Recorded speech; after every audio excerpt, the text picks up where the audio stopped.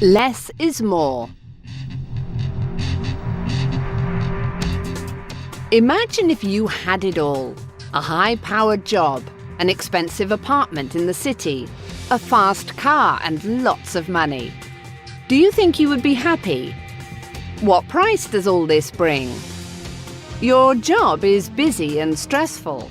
You've got no time to meet your family and friends because your day is full of meetings and business dinners.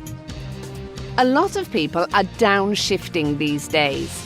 It's a movement that's all about simplifying your life. You work fewer hours, have less money, and own less stuff. There are a lot of benefits, though. You have more time to connect to your family, friends, and the world around you. So, how do you make these changes in your life? Well, think about the activities you enjoy.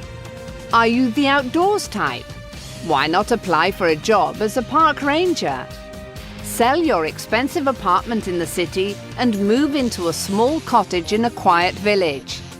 Sell the fast car and get a bicycle instead. Downshifting challenges what we believe about success, that the most successful person is the one with the most powerful job, the most money, the most stuff.